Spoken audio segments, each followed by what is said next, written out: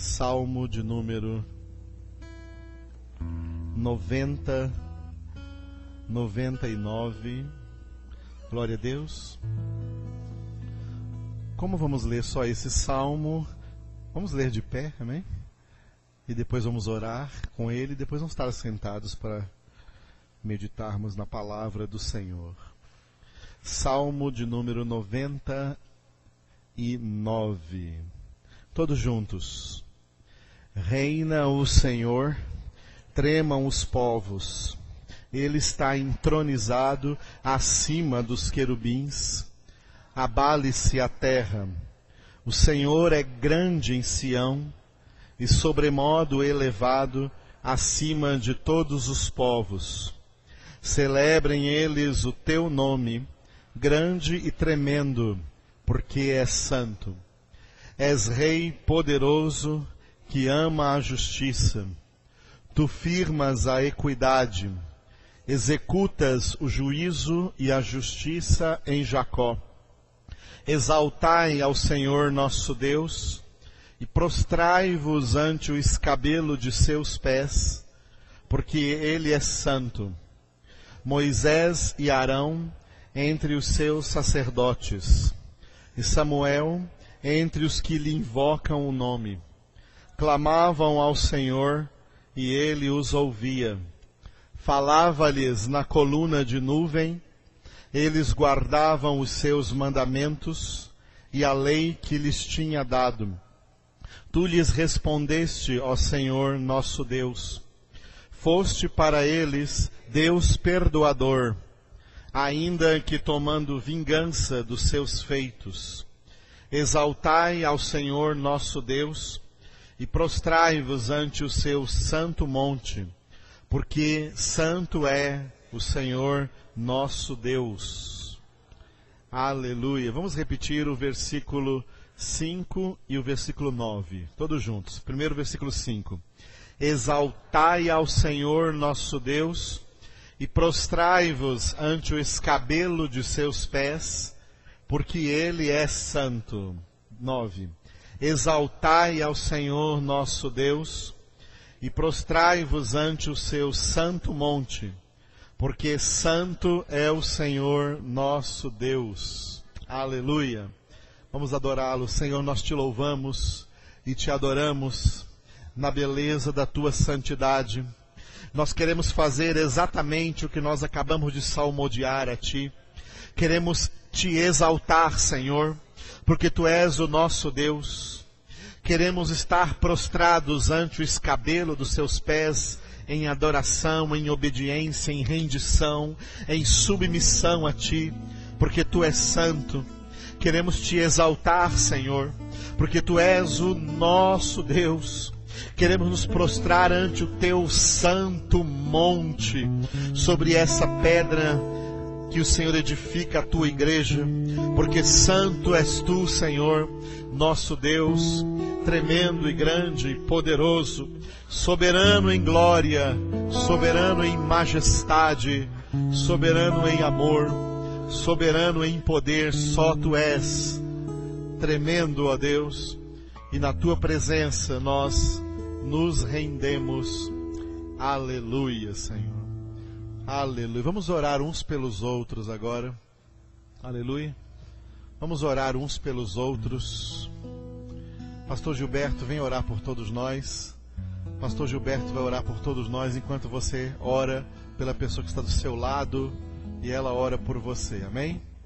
Em nome do Senhor Jesus. Vamos orar juntos com o pastor Gilberto. Aleluia. Glória a Deus. Senhor amado e querido Deus, nós te louvamos, ó Deus, por esse momento tão especial que o Senhor preparou para nós, de estarmos aqui reunidos num corpo, Pai, de estarmos juntos, ó Deus, para louvar e engrandecer o nome do Senhor, Aleluia. para ceiarmos diante do Senhor da sua palavra, para sermos edificados por Glória ela, a Senhor, Deus. transformados pelo poder da sua palavra. Aleluia. Senhor, eu peço nesse momento por cada vida que aqui está, cada Aleluia. irmão, meu Pai, que se faz presente num só corpo, que é o Aleluia. corpo do Senhor. Que a graça e a misericórdia do Senhor, meu Pai, esteja no Aleluia. nosso meio. Que o Senhor, Espírito Santo, Glória tenha liberdade a em Deus. operar, meu Pai, em nossas vidas. Glória que a palavra, a Deus. Senhor, venha de encontro ao nosso coração nessa Glória noite. a Deus. Para que saiamos daqui, Senhor, transformados, avivados, Aleluia. fortalecidos, como um corpo forte. Abençoa, meu Pai, Santo é cada o dia teu mais nome, essa Senhor. congregação, Poderoso Senhor, esse tu és. ministério, desde a vida Tu do és pastor poderoso Edivaldo, para pastor fazer Elaine, meu Deus, a todos os infinitamente membros, mais irmãos que aqui se faz presente, do que tudo que fazem pedimos, parte desse trabalho, desse ou ministério, pensamos, desse corpo, que a bênção ou do entendemos. Senhor, Pai, que a sua palavra, meu Deus, se manifeste em nós cada dia mais, meu Glória a Pai, Deus, para a honra, glória e aleluia. louvor do teu nome, pois é para isso que Enche-nos. estamos aqui, Senhor, para marcharmos nessa terra, Enche-nos. louvando e engrandecendo o teu nome. E eu peço, meu Pai, que Enche-nos, nós sejamos Espírito nessa Santo. noite fortalecidos, Pai, para que o nome do Aleluia. Senhor seja engrandecido. Obrigado, Senhor, por cada presença aqui, meu Deus, por ter nos trazido à sua casa, Pai, da tua presença. Assim te louvamos e engrandecemos Aleluia. em nome de Jesus Cristo. Aleluia, Senhor. Glória a Deus. Agora saúde os seus irmãos aí com a paz do Senhor Jesus, amém? Glória a Deus. Saúde um por um aí dos irmãos. Podemos estar assentados, irmãos. Aleluia, louvado seja o nome do Senhor Jesus.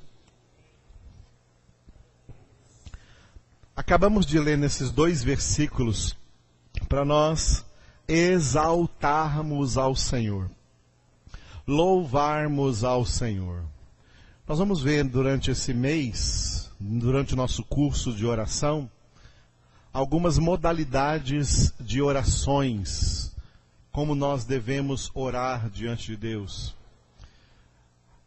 E eu diria que a modalidade de oração mais excelente que existe é louvar ao Senhor, exaltar o seu nome, engrandecer o nome do Senhor.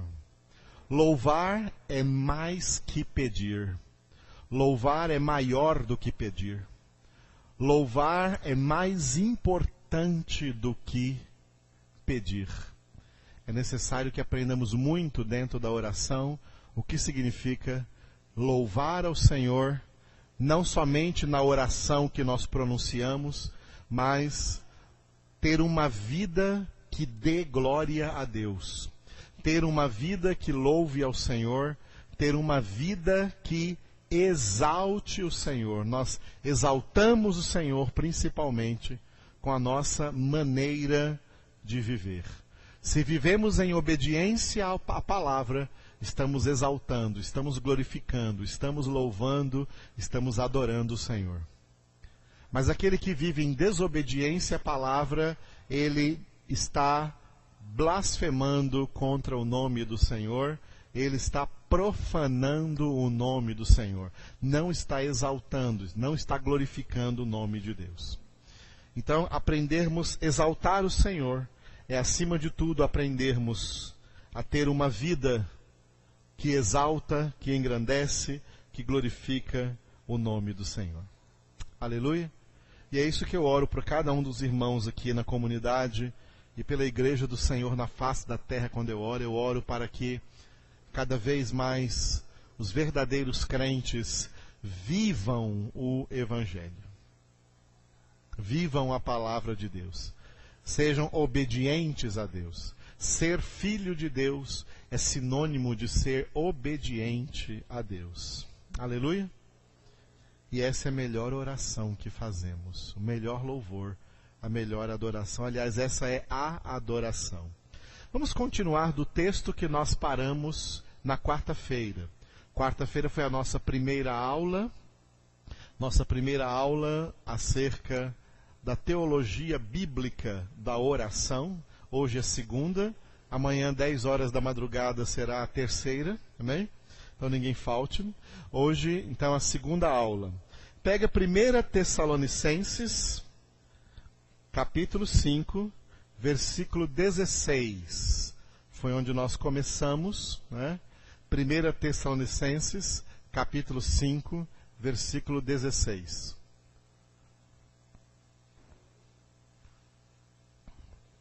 Um versículo bem curtinho que dá para decorar. Aliás, o versículo é o versículo 17, não 16. Versículo 17. 1 Tessalonicenses 5, 17. Orai sem cessar. Todos bem forte? Só as mulheres? Os homens? Todos juntos? Aleluia. Eu comecei explicando para vocês na quarta-feira que essa frase foi traduzida do grego. Paulo escreveu esta epístola na língua grega. E na língua grega ele usou só 2 palavras. Aqui temos 3 palavras, né? Orai sem cessar. Paulo usou só 2 palavras. Ele usou o verbo orar. Mas ele não usou o verbo orar no imperativo, como está aqui. Aqui está no imperativo, mandando, orai sem cessar. Paulo conjugou esse verbo num tempo, num modo verbal na língua grega que se chama particípio, que para nós em português dá a ideia de um gerúndio, que é orando. E ele usou um advérbio. Para dizer sem cessar, ele usou um advérbio constantemente ou continuamente. Então, Paulo escreveu em grego 2 palavras aqui nesse versículo, que em grego é adialeiptos proselreste. Um dia que vocês aprenderem a língua grega, a gente vai ensinar direitinho, tá? Então, Paulo escreveu adialeiptos, constantemente, continuamente, proselreste, orando. Orando continuamente. Quando ele escreveu esse versículo dessa maneira, ele quis dizer que a oração é um dos aspectos cruciais do modo de vida do crente. Nós não oramos de vez em quando, nós oramos como um estilo de vida. Oração para nós não é uma coisa que nós fazemos aqui ou ali de vez em quando, sozinho em casa ou alguma vez na congregação.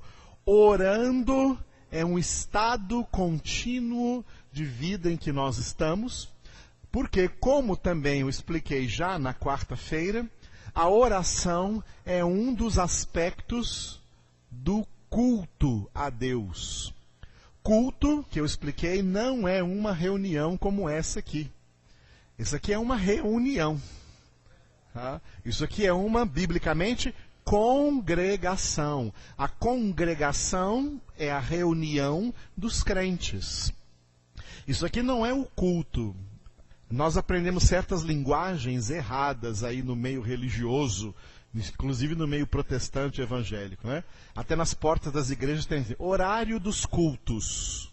Culto não tem horário. Eu expliquei quarta-feira que culto teve um começo e não tem fim. O começo do culto foi a sua conversão. No momento exato da nossa conversão foi que começou o nosso culto a Deus. Começamos a cultuar a Deus. Começamos a ter relacionamento com Deus depois da conversão. Antes da conversão, não tínhamos relacionamento com Deus. A partir da conversão, entramos em relacionamento com Deus. Entramos em culto e esse culto não acaba. Esse culto é ininterrupto. Nós estamos em culto, nós vivemos em culto, nós vivemos cultuando a Deus, vivemos em contato absoluto com Deus, completamente na sua presença, em qualquer lugar que estejamos, fazendo o que estivermos fazendo. E se alguém quiser terminar o culto, vai apostatar. A única maneira de parar de cultuar a Deus é saindo da presença de Deus, é pela apostasia. É se o Espírito Santo, então, sair da pessoa, então ela não está mais cultuando a Deus. O culto acabou para ela. O culto acabou para ela. Mas para aqueles que vão para o céu, que o Espírito Santo permanece neles, o culto só começou aqui na terra para continuar na glória. Mas nós estamos em culto. E dentro do nosso culto a Deus existem muitos aspectos. E um dos grandes aspectos do nosso culto a Deus é a oração. Oração que se manifesta em duas dimensões. Na dimensão pessoal e na dimensão comunitária. A dimensão pessoal é a nossa oração pessoal, tá? A nossa prática pessoal de oração. Eu gosto de usar a palavra pessoal porque eu não gosto de usar a palavra individual, tá? Eu não gosto de usar a palavra individual para essas coisas de Deus. Tem gente que gosta de falar assim, né? A oração individual que eu faço na minha casa, né? Ou então gosto de dizer assim, a fé é uma coisa individual, a salvação é uma coisa individual. Eu não gosto de usar a palavra individual nessas coisas. Fé individual, salvação individual, oração individual. Por quê? Porque nenhuma dessas coisas nos individualiza. Entendeu? A fé portanto, eu não digo que a fé é individual, eu digo que a fé é pessoal. Eu não digo que a salvação é individual, a salvação é pessoal. E eu não digo que a oração que você faz sozinho é individual, é oração pessoal, é a sua pessoa, como cada um de nós, em pessoa, nos relacionamos com Deus. Então, uma das dimensões da oração é a oração pessoal, que eu já li na quarta-feira também, em Mateus capítulo 6, que Jesus disse, entra no teu quarto, fecha a tua porta e ora ao teu Pai em secreto. Só você e Deus. Essa é a oração pessoal. Mas a outra dimensão da oração é a dimensão comunitária.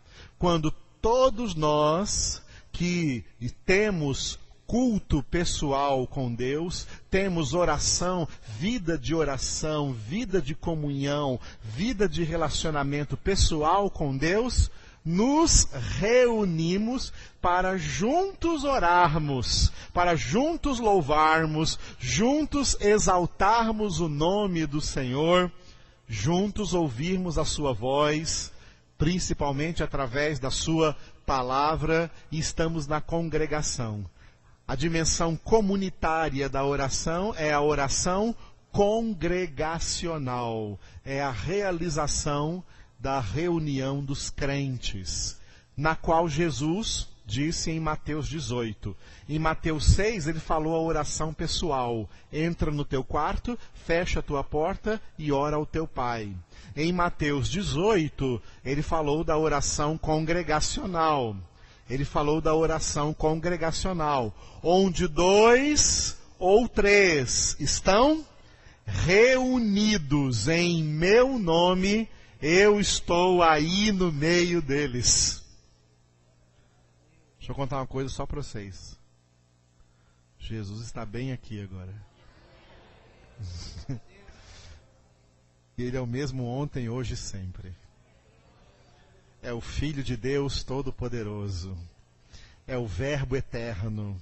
É o Cordeiro de Deus. Ele está aqui. Não somente no meio de nós, mas mais do que no meio de nós, misteriosamente Ele está dentro de nós. Ele vive em nós. Paulo disse isso em Gálatas 2:20. Já não sou eu quem vivo, mas Cristo vive em mim. Diga, Cristo vive em mim. Diga para o seu irmão, Cristo vive em ti. Vamos dizer juntos? Cristo vive em nós. A Helena está lembrando de uma musiquinha. Você está rindo. Está vendo como o marido conhece a esposa? Até de costas eu conheço. Ela está rindo porque ela lembra de uma musiquinha que fala essas 3 coisas. Cristo vive em mim, Cristo vive em ti, Cristo vive em nós. Essa é a grande realidade, a grande verdade e o grande mistério da palavra de Deus. Aleluia? Muito bem, Jesus vive em nós. Por isso, nós estamos em culto. Por isso, nós estamos em relacionamento com Deus. Outra coisa que eu comecei a falar na quarta-feira é que orar não significa apenas falar com Deus. Eu já vi muitas definições simplórias de oração, e de vez em quando alguém fala assim, vai dar uma definição simplória de oração e diz, orar é falar com Deus. Se orar é falar com Deus, e aqui está escrito orai sem cessar, então ninguém pode parar de falar. Orar não é falar com Deus, porque você não tem que ficar falando sem cessar o tempo inteiro. Orar, falar com Deus, é um dos aspectos da oração. Um dos aspectos práticos da oração é falar com Deus. E quando falamos com Deus, né, temos que evitar duas coisas que eu também falei já na quarta-feira. Duas coisas que Jesus escreveu, mandou Mateus escrever no capítulo 6 de Mateus, e nós já falamos na quarta-feira. Uma dessas coisas a gente lembra muito dos católicos, mas uma outra lembra muito dos protestantes. A que a gente lembra dos católicos são as vãs repetições. Jesus falou, quando vocês orarem, não façam com gentios, que ficam aí com vãs repetições. Como se através dessas repetições tivesse aí algum misticismo, alguma superstição. Você tem que repetir isso aqui 7 vezes, você tem que repetir essa oração aqui 10 vezes, você tem que repetir essa oração aí 9 vezes, ou sei lá quantas vezes você tem que repetir a mesma oração. Jesus disse que isso é vão. A oração não é feita de vãs repetições. E quando fala de repetições, a gente lembra muito do católico, porque os católicos têm essa mania de ficar repetindo Pai Nosso, repetindo Ave Maria, repetindo um monte de orações que são inventadas. Jesus disse que isso é em vão, não presta para nada. Mas, nesse mesmo versículo que Jesus fala das vãs repetições, ele fala também de outra coisa que se encontra muito no meio protestante. A multiplicação de palavras. Quando orais, Jesus falou, não faça como gentios, que pensam que pelas muitas palavras, pela multiplicação de palavras, serão ouvidos. Se criou uma cultura errada, tá? De que oração tem que ter muitas palavras. Então, o homem de oração é aquele que fica falando meia hora no culto com Deus, né, com aquela voz embargada, assim, ó Senhor Todo-Poderoso, Senhor que sabe, e fica falando e procurando palavra não sei aonde, e quando não encontra muita palavra, fica repetindo Senhor, Senhor, Senhor um monte de vezes, e tentando achar palavras para falar com Deus, e tentando como que argumentar com Deus, como se a oração fosse algo que o homem usa para convencer a Deus de alguma coisa, através da oração. Orar até conseguir de Deus alguma coisa, então fica multiplicando as palavras, buscando palavra não sei aonde, e chamando isso de oração. Puxa, que oração maravilhosa. Jesus falou para não fazer isso. Primeiro ele disse que não precisa multiplicar palavras diante de Deus, porque Deus já sabe tudo o que você necessita antes que você comece a pedir. E Davi disse no Salmo 139, antes que a palavra chegue à minha boca, à nossa boca, tu, Senhor, já conhece toda. Portanto, a nossa oração, esse aspecto da oração que é falar com Deus, tá? Que é falar com Deus, ele não existe porque Deus necessita dele. Deus não precisa da nossa oração. Nós não oramos porque Deus precisa da nossa oração. Nós oramos porque nós precisamos orar. Tá? Vou repetir essa frase. nós não oramos porque Deus precisa da nossa oração. Deus não precisa da nossa oração. Nós oramos porque nós necessitamos orar. Oração é uma necessidade nossa, não uma necessidade de Deus. Deus não precisa que nós informemos a Ele nada, porque Ele conhece tudo. Ele vê tudo e Ele nos vê de maneira transparente, tá?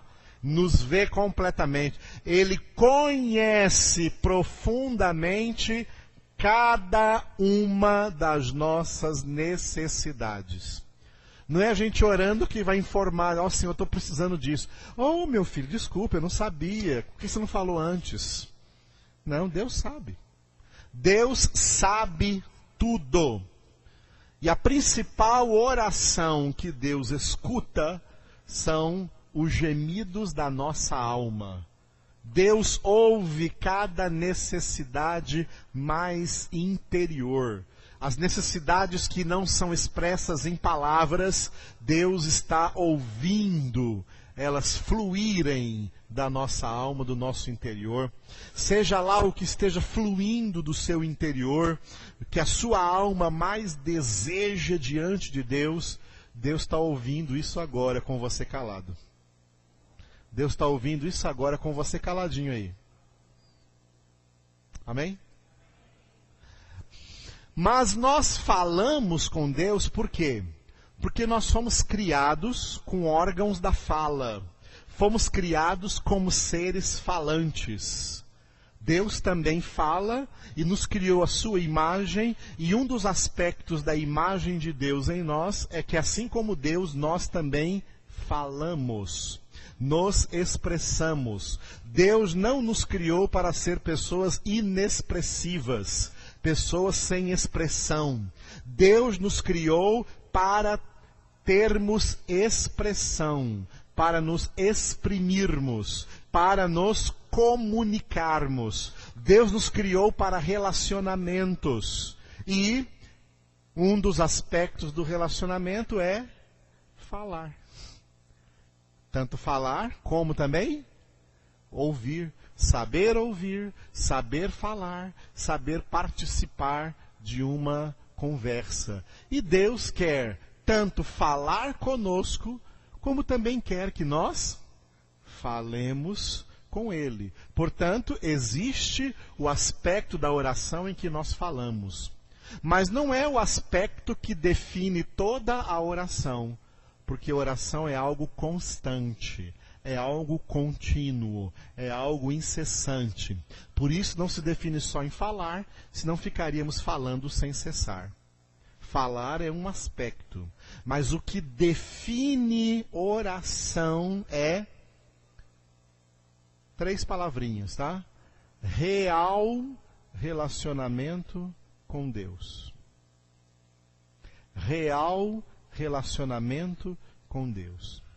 Se alguém perguntar para você o que é oração, a resposta é: oração é real relacionamento com Deus. E aí nós entramos num problema, que nós começamos a falar dele no nosso último curso, quando nós falamos sobre relacionamentos. E falamos em primeiro lugar do nosso relacionamento com Deus. E aqueles que fizeram se lembram que todos os nossos relacionamentos dependem do nosso relacionamento com Deus. Quem tem bom relacionamento com Deus vai também cultivar bons relacionamentos com o próximo e consigo mesmo. Quem não tem bom relacionamento com Deus não vai nunca ter bom relacionamento nem consigo mesmo e nem com ninguém. Fomos criados para nos relacionar. Dentro do curso de relacionamentos eu falei também que relacionamentos é um dos nossos grandes problemas. Por quê? Porque com o pecado o ser humano se tornou egocêntrico. A sua vida centrada em si mesma. E o nosso egocentrismo, o nosso egoísmo, que é uma das coisas mais cruciais a serem trabalhadas na nossa santificação, a crucificação do nosso ego. Ego é uma palavra muito psicológica. Biblicamente, ego é carne. Tá? A crucificação da carne é uma das partes cruciais do único sacrifício que Deus quer que a gente apresente. O nosso sacrifício vivo, santo e agradável a Deus. A crucificação do nosso ego. O nosso ego nos atrapalha, o nosso próprio eu nos atrapalha em todos os nossos relacionamentos.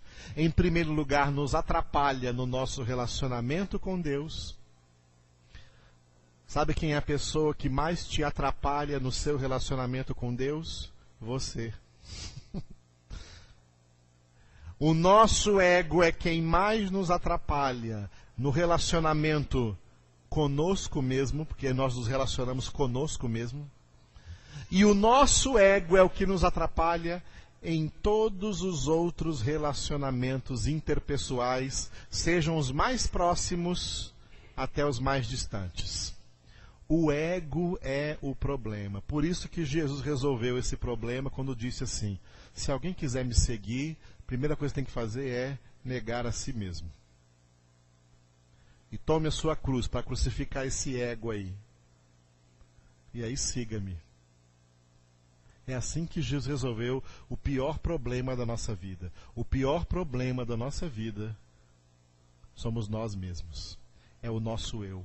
É o eu de cada um de nós, que tem que ser tratado e teima em fugir desse tratamento, e nós auxiliamos ele a fugir desse tratamento. Nós damos a maior folga para o nosso ego. Ah, não, coitadinho, está muito cansado, trabalhando muito, está estudando muito, está correndo muito. Então, não, eu vou dar uma folga para o meu ego. O seu ego é folgado, hein? Você tem que dar a cruz para ele. Não folga. Cruz não é folga. Para o ego, cruz. Tá? Para o ego, cruz. Podemos até dizer que Deus não aceita oração sem cruz. Viu?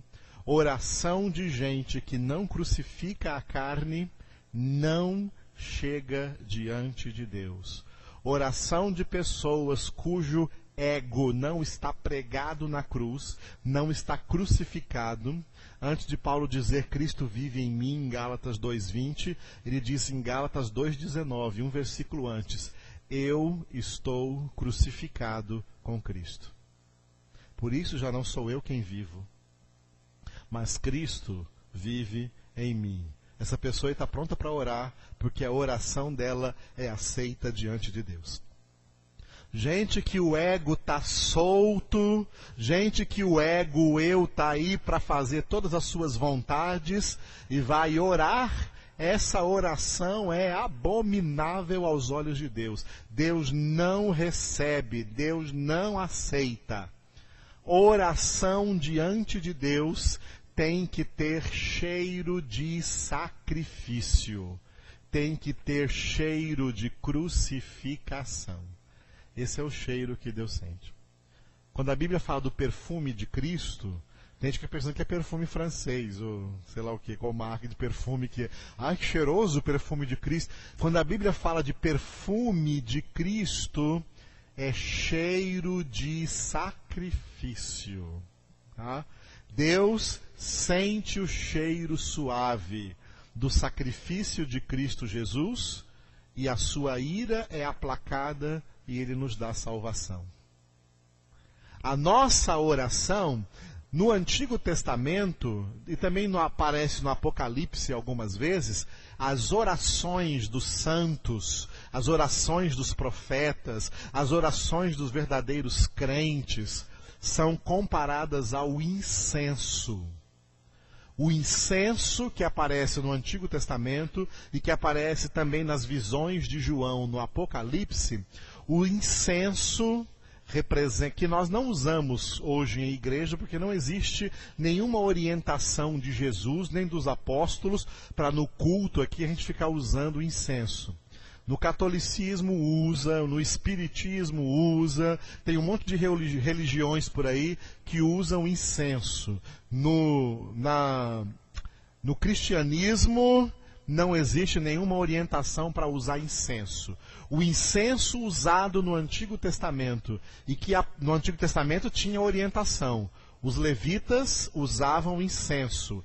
Tinha até lá no tabernáculo o altar do incenso, que era utilizado no culto do Antigo Testamento. Mas no culto do Novo Testamento não existe.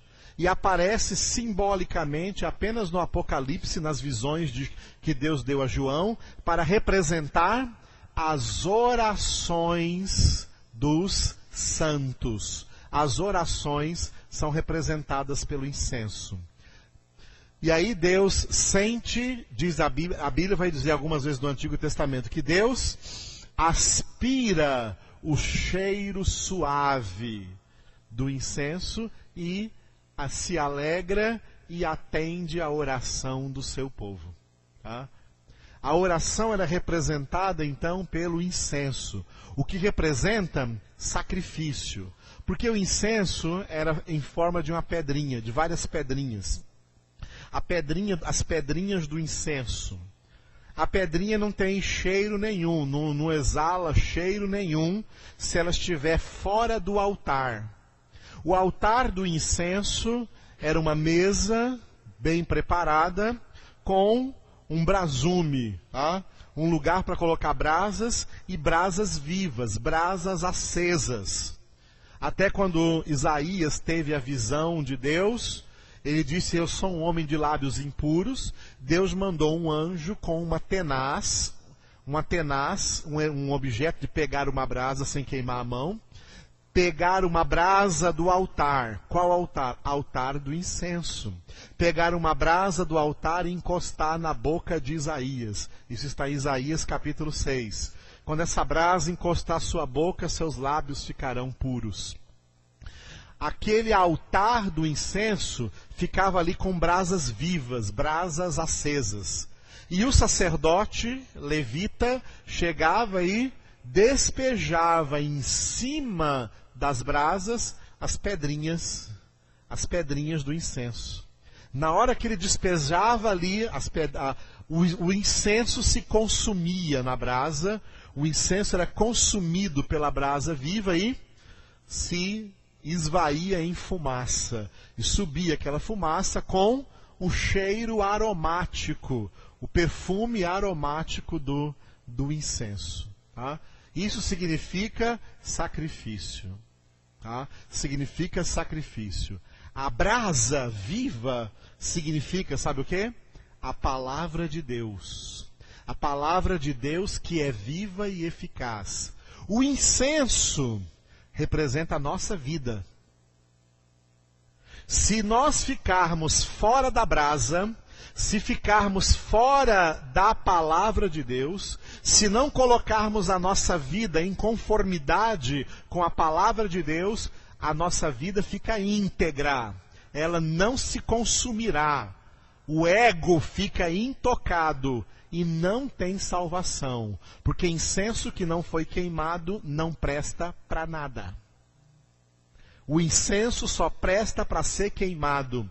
A nossa vida só presta diante de Deus se for queimada no braseiro da sua palavra. A palavra de Deus arde. A palavra de Deus queima. A palavra de Deus é fogo consumidor que destrói o nosso ego. Então nós colocamos o nosso ego sobre a palavra de Deus que representa Jesus, que é Jesus. Jesus é o verbo de Deus. E a palavra de Deus, por que a palavra de Deus também é comparada a uma espada? Porque a espada serve para quê? Oi, Davi, tudo bem? A espada serve para fazer carinho? A espada serve para quê? Pentear o cabelo? A espada serve para quê? Matar. A palavra é chamada de espada porque o objetivo dela é matar o nosso ego, para não mais nós vivermos, mas a palavra, que é Cristo, viva em nós. Quando somos, então, consumidos na palavra de Deus, sobe a fumaça, que são as nossas orações, que é a nossa súplica, que é o nosso clamor, que é o nosso louvor, louvor de quem tem a vida no altar, louvor de quem tem a vida sobre o altar da palavra de Deus queimando. E aí Deus sente o cheiro suave. Essas orações me agradam. Essa é a oração que agrada a Deus. Nós precisamos, amados, ser purificados aqui na nossa mente, tá? E o Espírito Santo quer fazer isso, sabe? Tirar da nossa mente certos sofismas, certos conceitos que nós pegamos aí igual uma doença infecciosa que contagia todo mundo, tá? E tem muitas ideias, pensamentos errados. Sofismas são pensamentos errados. A palavra sofisma representa pensamentos errados que a gente acolhe na mente como se fossem verdadeiros. E aí eles ficam funcionando na nossa cabeça como se fosse verdade absoluta. E na verdade são mentiras. Tá? Tem muitos sofismas, muitas mentiras que foram ensinadas para nós aí acerca da oração, acerca do que é oração. Um desses sofismas é a oração mística, sincrética, supersticiosa. Tá? 3 coisas que se aplicam hoje às orações, e essas 3 coisas são famosíssimas em tudo quanto é religião, e especialmente também no meio evangélico. Tá? Superstição, sincretismo e misticismo. A nossa oração não é mística. A oração bíblica não é mística, a oração bíblica não é sincrética, a oração bíblica não é supersticiosa. O que é? Vamos explicar cada uma dessas 3 coisas. O que é a oração supersticiosa? É aquela oração que a pessoa aprende a praticar para conseguir algumas coisas práticas na sua vida. Tem até oração para conseguir marido. Então você chega atrás da porta e faz aquela oração. Faz aquela oração assim, assim, assim. E muitos até escreveram por aí orações disso. São quando a oração se transforma numa superstição. Toda superstição tem as outras 2 características. Toda espécie de superstição é mística e sincrética, que significa basicamente a mesma coisa. Misticismo, a palavra misticismo vem de mistura de crenças. E a palavra sincretismo, sim significa misturar, vem do grego misturar. E cretismo vem do que a pessoa acredita. Então, tanto misticismo como sincretismo é a mesma coisa, é mistura de crendices. Tá? Mistura de crendices. As orações dos religiosos, e infelizmente hoje, as orações de muitos crentes são orações místicas, sincréticas, supersticiosas. São orações de misticismos. Esse tipo de oração não é bíblica, porque a Bíblia não orienta a orarmos dessa maneira. Esse tipo de oração é invenção humana, invenção religiosa, invenção decaída, e o diabo está no meio disso. Não somos místicos. Cristianismo não é misticismo. Cristianismo não é sincretismo religioso. Cristianismo não é superstição. Cristianismo é Jesus Cristo vivendo em nós.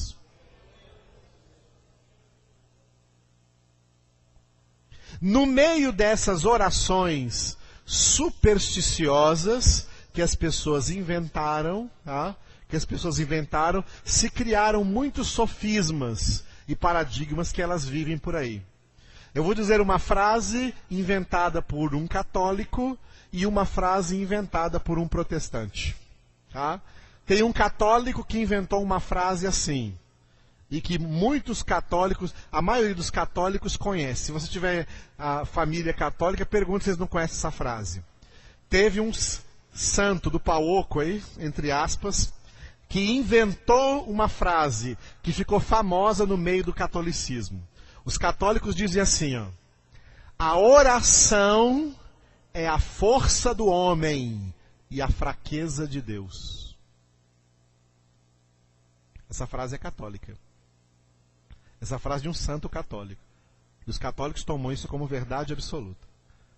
A oração é a força do homem e a fraqueza de Deus. Deus tem fraqueza. Deus, que é onipotente, eles afirmam que Deus tem a fraqueza. Que Deus não aguenta ouvir a nossa oração, que Ele vai atender na hora. É a fraqueza de Deus. Deus não aguenta ver alguém orando que Ele quer vir atender. Não é assim, não. Esse conceito é falso. Esse conceito é errado. E se é falso e se é mentiroso, é do pai da mentira. Não é do pai da verdade, porque o pai da verdade é Deus e a verdade é Jesus. Agora, os protestantes, não sei quem foi o fulano ou a fulana, inventaram uma coisa que se tornou famosa no meio dos protestantes, há poucas décadas atrás. Eu comecei a ouvir isso na década de 90, que era assim, a frase protestante, vocês ouviram a frase católica? A frase protestante é essa aqui, ó. Tudo pode ser mudado pela oração. Já ouviu isso? Tudo pode ser mudado pela oração. Essa frase é errada. É sofisma. É mentira. Tudo pode ser mudado por Deus. Quando e se Ele quiser mudar. Não é a nossa oração que muda qualquer coisa. Quem muda o que Ele quiser mudar é Deus. E se Deus não quiser mudar alguma coisa, Ele também não muda. Não adianta ninguém ficar orando que Ele não muda. E alguma coisa que ninguém está orando para mudar, se Deus quiser mudar, sem ninguém estar orando, Ele muda. Entenderam? Não é a nossa oração. Outra frase protestante que inventaram aí, que eu tenho ouvido junto com essa. Tá? Que a oração move a mão de Deus. Já ouviram isso? A oração move a mão de Deus. Essa frase é mentira. Não é palavra de Deus, não é verdade. Vamos começar do ponto de vista da física. Do ponto de vista da física, só um elemento mais forte consegue mover um elemento mais fraco. Eu posso levantar essa cadeira. Essa cadeira não pode me levantar. Ela é mais fraca do que eu. Eu sou mais forte do que ela. Se a minha oração move a mão de Deus, eu estou dizendo que a minha oração é mais forte do que a mão de Deus. Viu a heresia?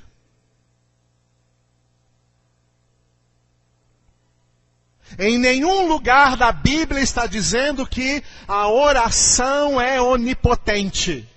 A oração não é onipotente. Deus é onipotente. A frase certa não é a oração move a mão de Deus. A frase certa é a mão de Deus nos move a orar. Essa frase é correta. Essa frase concorda com a Bíblia. Não é a oração que move a mão de Deus. É a mão de Deus que nos move a orar. Porque é a mão de Deus que move todas as coisas nesse universo.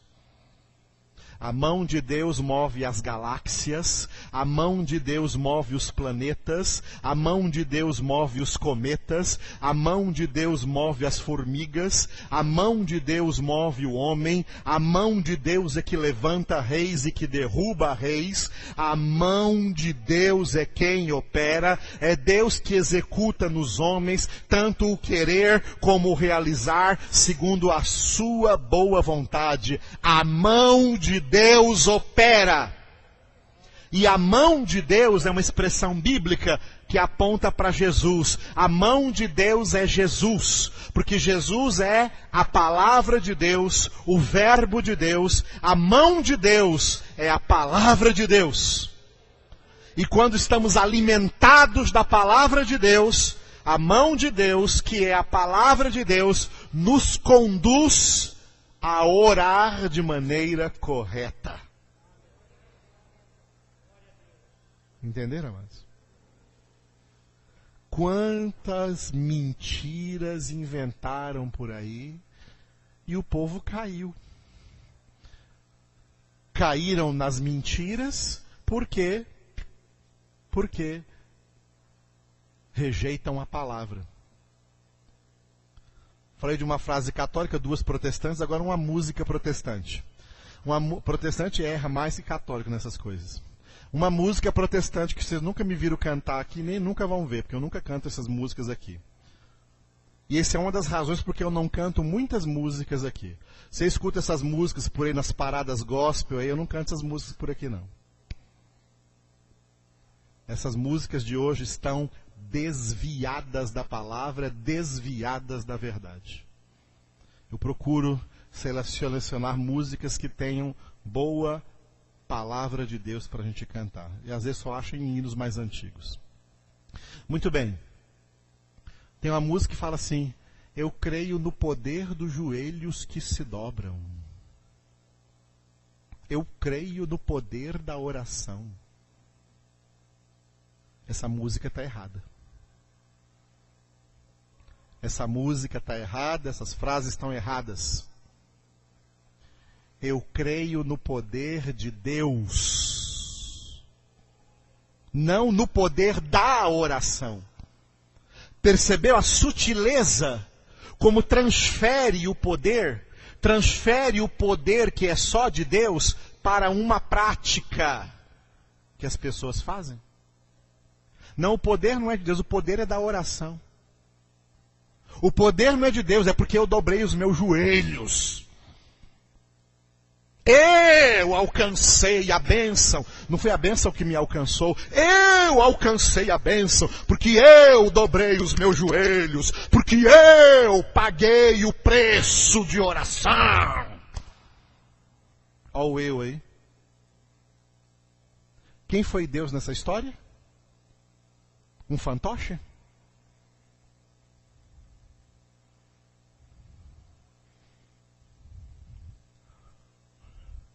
Essa música está errada. Eu creio no poder de Deus.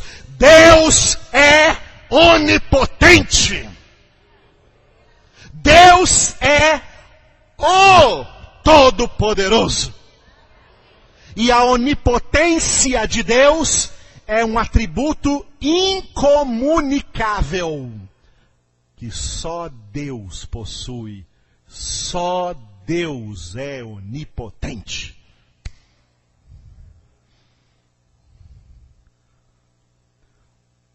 Outra música errada dos protestantes. Outra música errada. Fala assim. Como é que é? Mais ou menos assim. Um quebrantado coração move o coração de Deus. Olha o mover aí de novo. Um quebrantado coração move o coração de Deus. Mentira!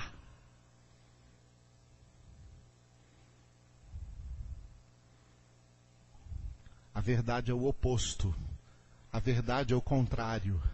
É o coração de Deus que nos move a nos quebrantar.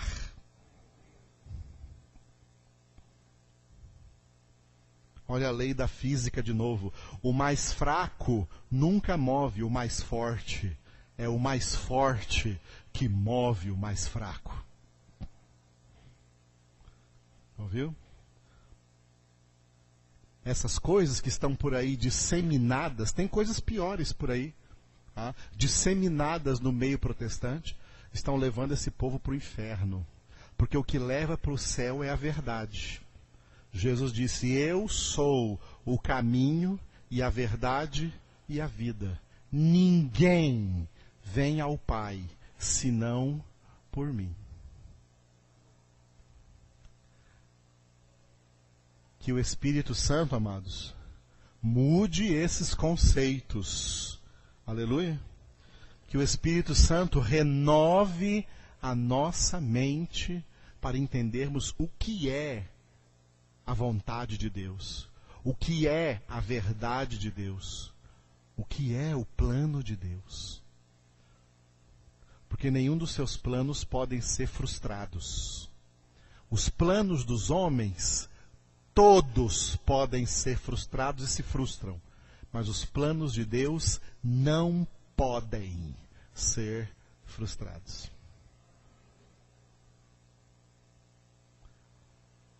Portanto, amados, a nossa oração é o nosso relacionamento amoroso com Deus, que nos tirou das trevas para a sua luz. E esse amor, o amor de Deus em nossas vidas, é amor sacrificial. Não é esse amor que fala no mundo, e no mundo tem amor falso. O amor falso do mundo é aquele que ninguém se sacrifica para nada, cada um só quer ter prazer. Isso virou símbolo de amor. Amor virou hedonismo, virou apenas busca de prazer. Quando fala eu te amo é porque está tendo só prazer no mundo. O amor de Deus, o amor envolve sacrifício. É por isso que muitos casamentos se desfazem. Porque enquanto está no prazer, permanece. Quando chega a hora de ter algum sacrifício, espirra fora. Entendeu? Porque isso não é amor. O amor de Deus envolve sacrifício. Ele nos amou de tal maneira que nos deu seu Filho unigênito. Nos deu em quê? Nos deu em sacrifício. Nos deu para ser sacrificado por amor de nós. Nós também nos sacrificamos. Sacrificamos a carne, sacrificamos o ego no altar de Deus, porque o amor dele é derramado em nossos corações pelo Espírito Santo. Aí amamos porque ele nos amou primeiro. Amamos não com palavras, mas por atos e em verdade. Amamos com atitudes, porque o amor é verdadeiro. E o amor é mais forte do que a morte, diz no livro de Cantares. Porque o amor de Deus é a sua bandeira sobre nós. Livro de Cantares. Sua bandeira sobre nós é o amor. Por isso, Jeová Nissi, o Senhor é a nossa bandeira. e a sua bandeira sobre nós é o amor. Amor que envolve sacrifício. Por isso Jesus disse, não há maior amor do que este, do que alguém dar a vida pelos seus amigos. Vós sois meus amigos, se fazeis o que eu vos mando. Quem obedece Jesus é amigo de Jesus. E assim como Jesus deu a vida por ele, ele também dá a vida por Jesus. Porque amor envolve sacrifício. Quem não é capaz de sacrificar é porque não ama. Quem ama está disposto a qualquer sacrifício que se faça necessário. Glória a Deus. Mas para nós, para os verdadeiros filhos de Deus, nós também temos que corrigir pensamentos errados que nós nutrimos acerca, por exemplo, do que é sacrifício. Eu estou falando hoje do aspecto sacrificial da oração. Oração verdadeira inclui sacrifício de nós mesmos. E quando a gente fala sacrifício, fica todo mundo aí meio calado, ninguém fala muito aleluia. Fica todo meio calado, assim, porque na nossa cabeça, sacrifício é coisa ruim. Ruim. Sacrifício é coisa difícil. Quando você trabalhou muito, você fala assim, puxa, meu dia hoje foi sacrificante. Na nossa cabeça, nós ligamos sacrifício, né? Não com pirulito, coisa assim, gostosa. Nós ligamos sacrifício com coisa amargosa. Puxa, que sacrifício. Né? Tá errado. A nossa cabeça está errada, nós aprendemos errado. A palavra sacrifício é uma palavra latina, vem do latim, e é a junção de duas palavras, sacre mais ofício. Sacre mais ofício. Juntando sacre mais ofício, ficou sacrifício. Sacre, em latim, é santo. E ofício é do verbo facere, é do verbo fazer. Sacrifício é fazer o que é santo.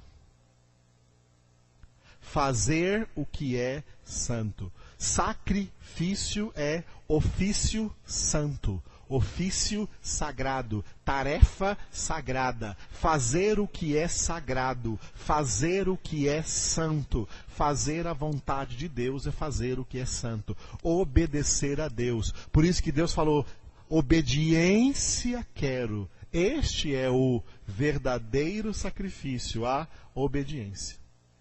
Que não importa o que tenhamos que fazer para obedecer, e as consequências do que faremos para obedecer, às vezes podem ser dolorosas, não é porque é dolorosa que é sacrifício. É sacrifício porque é santo. Fazer sacrifício é fazer o que é santo. A Bíblia nos fala para fazer o que é santo. Isso é o sacrifício. O nosso sacrifício é a obediência. Não significa que orar, congregar, ler a Bíblia, para nós é um sacrifício, porque é muito difícil. Para muita gente, orar virou um sacrifício. Eu paguei um preço de oração. Parece que foi um sacrifício orar. Foi muito difícil, porque estava fazendo uma coisa que não gosta de fazer. Não. Para nós fazer o que é santo é um prazer. Tá? É um prazer. A oração não é sacrificial, porque para nós é difícil orar, é um esforço muito grande que temos que fazer para orar, não. Para quem conhece a Deus, e quanto mais conhece a Deus, orar é um prazer. Ler a palavra, estudar a palavra, contemplar, meditar nela de dia e de noite é um prazer. Quem não ama a Deus não suporta a Bíblia, não suporta a palavra. Quem ama a Deus é como o homem do Salmo número 1, tem o seu prazer na lei do Senhor e nela, por causa desse prazer, nela medita de dia e de noite. Para quem não é espiritual, quem é carnal, é um sacrifício sair de casa, tem que ir na congregação de novo. Tá? Não existe esse negócio de ir na igreja, viu, gente? Ir na igreja. Igreja não é um lugar onde se vai. Igreja é algo que se é.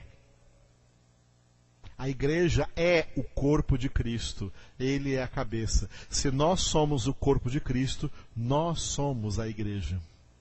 Nós não vamos à igreja, nós vamos à congregação.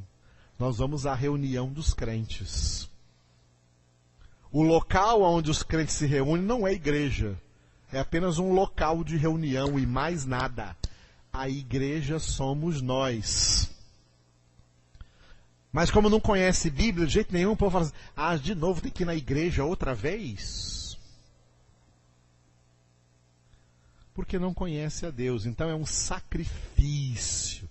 Como é um sacrifício vir na congregação, então fica vindo de vez em quando, digamos assim, para cumprir alguma espécie de preceito que ela mesma criou na sua cabeça. Deus, estou aqui na igreja. Hein? Vir à congregação é um sacrifício. Mas para quem ama o Senhor, é o maior prazer, como Davi disse, alegrei-me quando me disseram, vamos à casa do Senhor. Como é bom e agradável para irmãos unidos viverem juntos. É como o óleo suave sobre a cabeça de Arão e que desce pela sua barba e corre até a orla de suas vestes. É como o orvalho do Hermon que desce pelas colinas de Sião, porque ali derrama o Senhor a bênção e a vida para sempre. É um prazer, tá? É um prazer. Sabe por quê?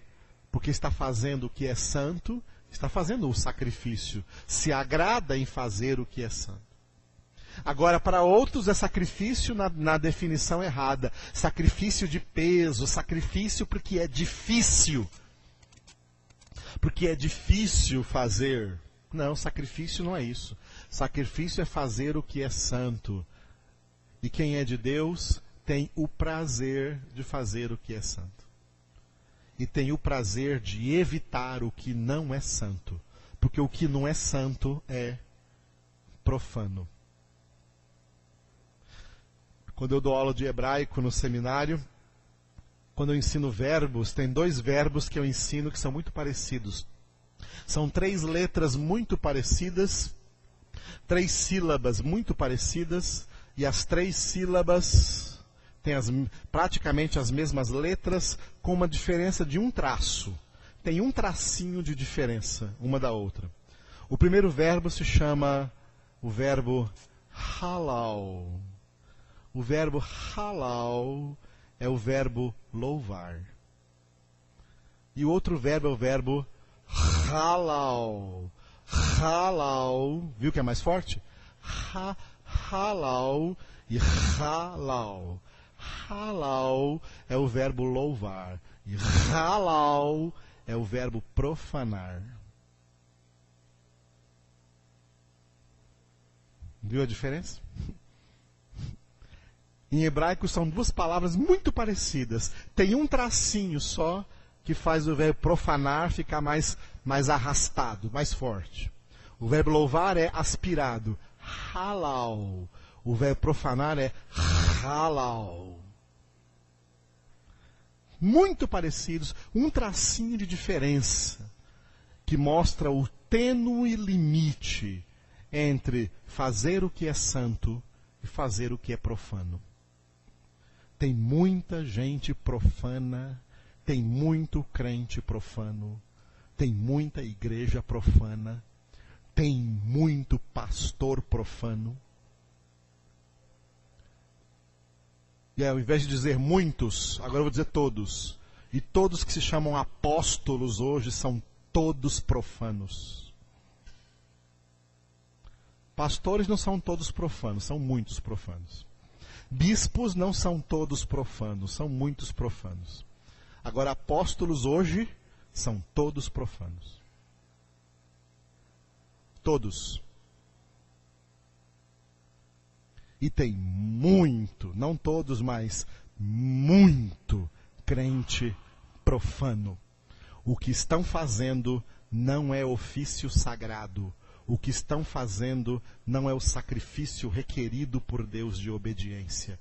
Estão fazendo sacrifícios de tolos. Estão fazendo sacrifícios de desobediência.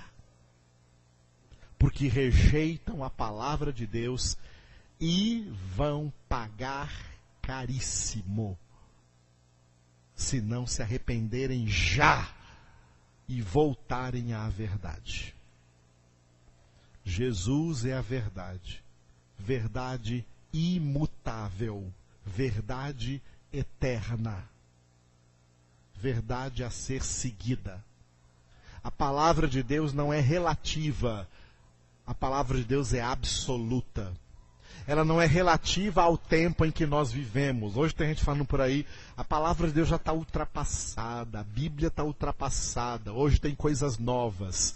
Essas coisas novas são do diabo. A palavra de Deus é imutável, não é ultrapassada, ela continua a mesma e ela vai ultrapassar a história, vai ultrapassar o mundo, porque o mundo passa, bem como a sua concupiscência. Mas o que faz a vontade de Deus permanece eternamente.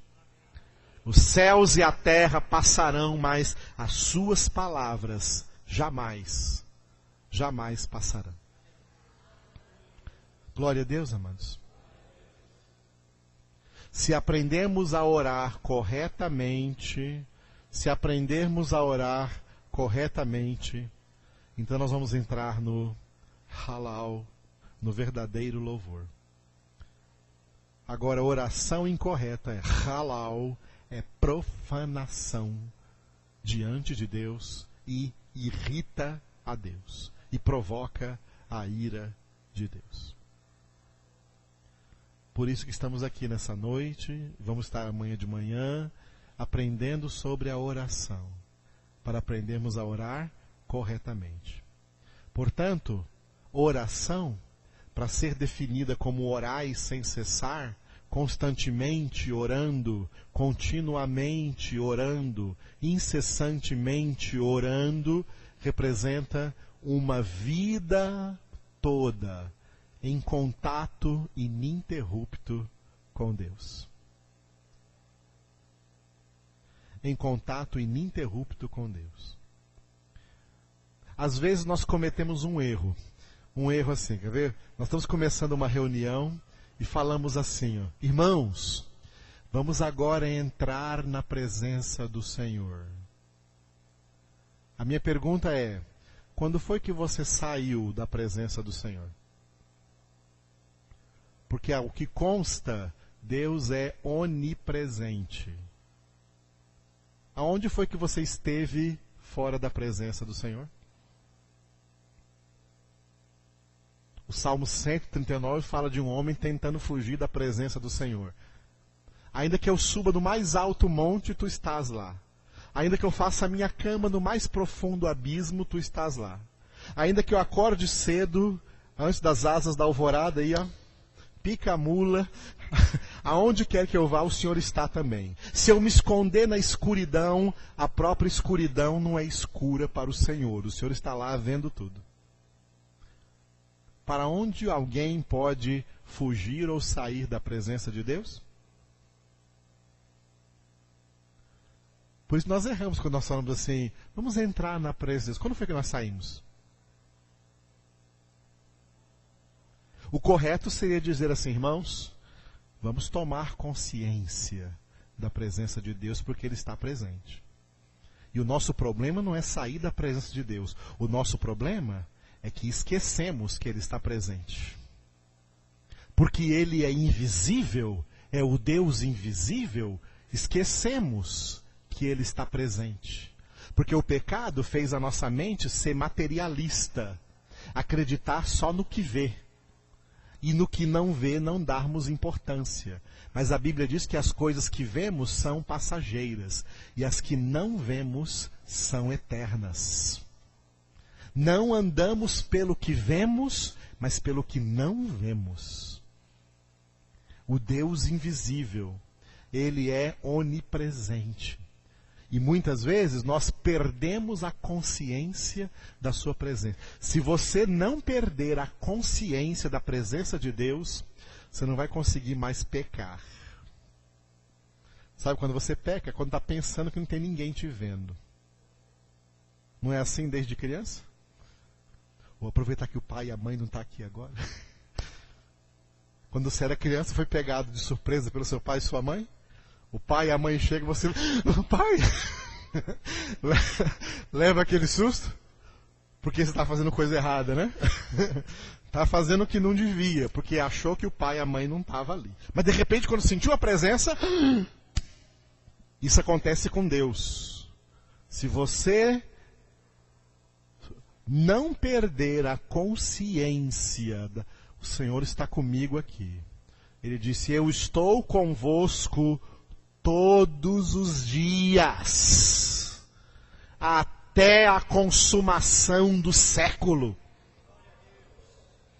Se você não perder consciência da presença de Deus, você não peca. Você vai evitar pecado. Você vai treinar fazer o que é santo. O verdadeiro sacrifício diante de Deus. Toda vez que a gente peca, é porque perdeu a consciência da presença de Deus. Cuidado, hein? Deus está presente em todo lugar.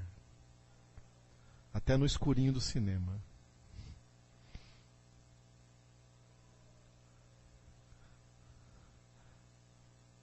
Tinha um pastor lá em São Paulo que dizia uma frase assim, ó, que Deus está tão presente em todo lugar que Ele vê tudo, né? Ele vê o mais obscuro pensamento de uma mosca preta que pousou numa pedra preta numa noite bem escura. Deus está presente a exatamente tudo neste universo. Tanto no macrocosmos como no microcosmos. Está presente a cada pensamento, a cada sentimento. Se não perdermos a consciência da presença de Deus, além de não pecarmos, além de conseguirmos evitar pecado e fazer o que é santo, vamos ver muitas manifestações surpreendentes de Deus na nossa vida. Presos em Filipos, Paulo e Silas não perderam a consciência da presença de Deus. Naquela cela, naquela cadeia fétida, imunda, cheia de presidiários, cheia de assassinos, homicidas, presos na prisão de segurança máxima, chicoteados, roupas rasgadas, pele machucada pelos chicotes, os pés presos no cepo. Com tudo isso está em Atos 16, Paulo e Silas poderiam ter perdido a consciência da presença de Deus. Mas eles estavam tão conscientes da presença de Deus, que na hora mais escura, úmida, frio, dor, eles cantaram um hino de louvor ao Senhor. Eles não cantaram um hino para Deus mandar um terremoto. Eles não sabiam que Deus ia mandar um terremoto. Eles sabiam que podiam até ser mortos no dia seguinte. Eles não estavam contando que Deus fosse lá livrar eles. Deus foi de surpresa. O terremoto foi a surpresa de Deus para ele, que abriu o cárcere e quebrou a cadeia de todos. E eu vou falar um pouco disso durante esse curso, que uma coisa errada que temos que corrigir sobre a oração é criar expectativa de que Deus vai fazer aquilo que nós estamos orando.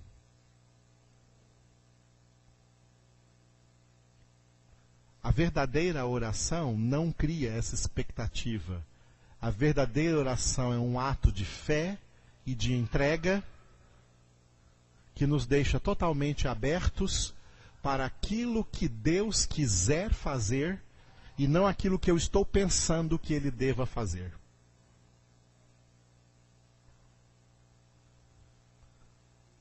Se criou muito isso no meio evangélico. Vamos orar para Deus fazer isso, isso, isso e aquilo. E se Deus não quiser fazer isso, isso e aquilo? Não é melhor orarmos dizendo, Senhor, nós nos entregamos para o Senhor fazer o que o Senhor quiser? Não foi assim que Jesus ensinou a orar? Seja feita a tua vontade.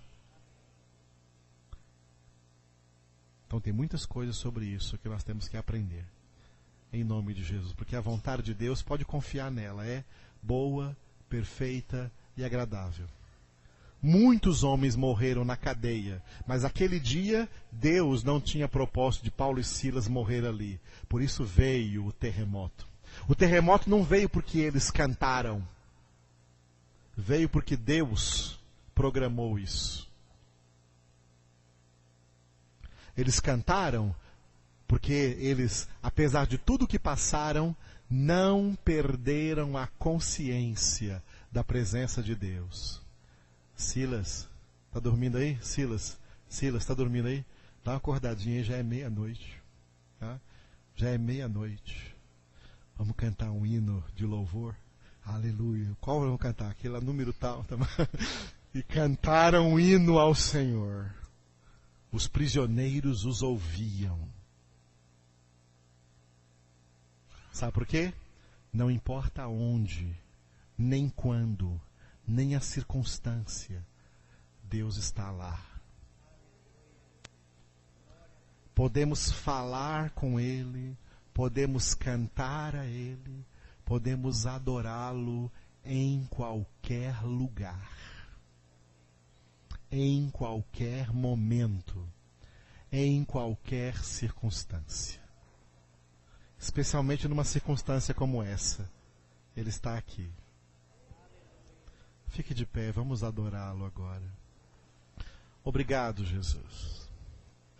Obrigado por essa noite tão especial que o Senhor escolheu para continuar a falar conosco acerca desse tremendo tema, Senhor, que estamos falando sobre a oração. Conduza-nos a orar da maneira que te agrada, da maneira que te glorifica, da maneira que te exalta, da maneira que engrandece o teu santo nome, Senhor. Na tua presença nós nos entregamos, Senhor, e nos consagramos a ti, Senhor, de todo o nosso coração. Queremos, Senhor, estar preparados para fazer a tua vontade. E queremos que o Senhor faça aquilo que é da tua vontade nas nossas vidas, Senhor. Nos entregamos a ti, Senhor. E uma coisa que eu quero pedir agora para mim, por todos que estão aqui presentes, por aqueles que vão ouvir também pelo site, essa palavra, ensina-nos, Espírito Santo, a jamais perdermos a consciência da tua presença, Senhor. Oh, aleluia, Senhor. E assim teremos vergonha de pecar. E assim evitaremos todo o pecado. E assim nos esforçaremos para fazer o que é santo. E agir de maneira correta na tua presença. Oh, aleluia, Senhor. Obrigado por essa noite tão prazerosa na tua presença, Senhor. Vamos sair desse lugar, mas não vamos sair da tua presença, Senhor. Vamos para as nossas casas, mas tu estarás conosco nas nossas casas, Senhor. Quem for comer em algum lugar, o Senhor estará ali também, Senhor, em aquele lugar. Porque não há lugar onde o Senhor não esteja presente. Ajuda-nos a ter essa consciência e a experimentar a Tua presença 24 horas de cada dia, Senhor. Oh Deus, nos 60 segundos de cada minuto, Senhor, termos consciência absoluta. Tu, soberano, estás conosco. Estás com todos nós e ao mesmo tempo com cada um de nós. Sondando mentes, sondando corações, sondando almas, conhecendo-nos profundamente, Senhor. Nada é oculto a Ti. Nenhuma das nossas necessidades é oculta a Ti, Senhor. Está tudo descoberto diante da Tua face, Senhor. Tu sabes de tudo e és poderoso para atender a tudo. Ensina-nos a orar de maneira correta. Ensina-nos a louvar-Te de maneira correta, Senhor, para a Tua glória. Queremos encerrar essa reunião, Senhor, trazendo diante de Ti os nossos dízimos e as nossas ofertas, que fazem parte da nossa oração, fazem parte do nosso louvor, da nossa adoração, e o fazemos com amor diante de Ti. Em nome de Jesus.